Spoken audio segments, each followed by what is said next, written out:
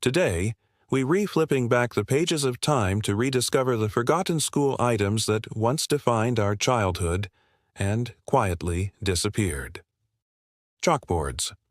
One of the biggest items to disappear from schools are chalkboards. Many of us learned how to write cursive and do math on them. It was also a nice treat to go outside and dust out the erasers while everyone else had to stay inside. Remember when kids got in trouble and had to write on the chalkboard? One thing you may not miss: when someone ran their fingernails down the chalkboard, making that awful screeching sound. Today, these chalkboards have been replaced with whiteboards, and in some schools, smartboards. Chalk holders. Keeping with chalkboards, you may remember these. Chalk holders. They could be used in several ways. Teachers loved using them when they had to write out music or teach penmanship. They were also pretty handy for duplicating the lines of notebook paper or graph paper. Pull-down maps and charts. Back in the good old days, teachers had a set of pull-down maps or even scientific diagrams and charts hanging above the chalkboards. They were especially helpful in geography or history class, when students were learning about the world. Some teachers even had great pointer sticks to show you the exact location they were talking about. Nowadays, smartboards and Google Maps make it a lot easier and quicker to pull up different locations. Card catalogs. Card catalogs in the library are certainly another item that is no longer in schools. Do you remember these? You couldn't even use them unless you understood the Dewey Decimal System. Kids today have no clue about the struggle of opening those tiny drawers and searching through the little cards just to find a book. Once you found the information, you had to write it down and go look for the book on the shelf.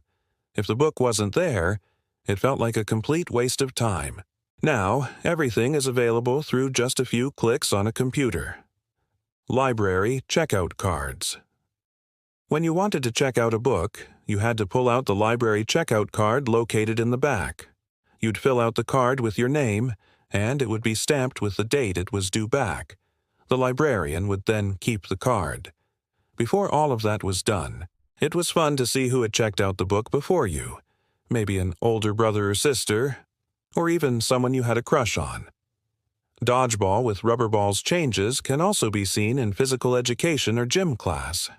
There was probably no better stress reliever than slamming a rubber ball at your classmates' faces during an innocent game of dodgeball.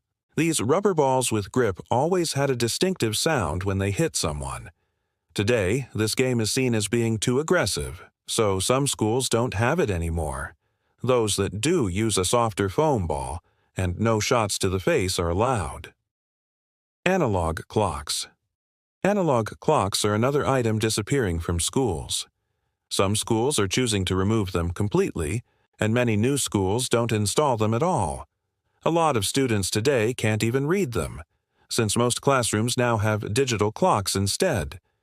The old analog clocks were often connected to a bell system, and that bell was the best sound when class ended. If you've been in a school recently, you've probably noticed a tone instead of a bell. It just doesn't have that same feel. Mounted pencil sharpeners. Do you remember using these? Mounted pencil sharpeners were loud, so most teachers required you to sharpen your pencils before class or before a test. Not only were they noisy, they also had a distinctive smell from the wood pencils being shaved, and they were a bit messy when it came time to empty out the shavings. Most students today use mechanical pencils, so they've never had to stand in line waiting their turn at the sharpener. Slide rules. Some of you may have used this tool in the classroom, the slide rule. It was around long before calculators, computers, and smartphones became common in schools. The slide rule could help you calculate division, multiplication, square roots, and more. And the best part, it didn't need any batteries. Mimeograph machines. Long before photocopiers or computer printers, the mimeograph machine existed. This was really the first mass duplicating system used in schools. They worked by forcing ink through a stencil onto paper. Teachers had to create the stencil using a sharp pen or typewriter, then ink the machine and crank the copies by hand, which could be quite messy. Ditto machines, spirit duplicators. The ditto machine, also known as the spirit duplicator, came next. Teachers created a Spirit Master sheet, which transferred a waxy ink to a limited number of copies called dittos. The ink was often purple and had a faint sweet smell that students loved to sniff when the pages were freshly printed and handed out. Lunch money. Remember taking your lunch money to school? Hopefully, you never had it taken by a bully. But back in the day, you needed it in order to eat. You might have paid for a lunch card that was good for the whole week, or maybe you just paid daily. Many schools today require lunches to be paid for online. Metal lunch boxes. If you didn't eat the school food, then maybe you brought your own lunch in a metal lunchbox. These durable lunchboxes often had your favorite superhero, cartoon, or TV show on the outside. What you carried said a lot about you. And the best part? You could trade food with friends so you didn't get tired of eating the same thing from home. Kids who didn't bring their lunch would just look on with envy. Reel-to-reel projectors and slideshows. Over the years, technology changed a lot in schools. Occasionally, a teacher would bring something in to help students grasp the subject better, like an old reel-to-reel projector showing sex education or driver's safety. Slide projectors were another popular visual aid. Eventually, schools upgraded to film strip projectors. These had a knob on the side to advance the film strip to the next picture. It was always a special treat, to be chosen to control the knob while the teacher talked. Later versions had cassette tapes that would beep when it was time to move to the next image. Some had buttons instead of knobs, and a few advanced automatically, eliminating the classic student struggle to operate the projector. Paper report cards. Remember when report cards were actually written on?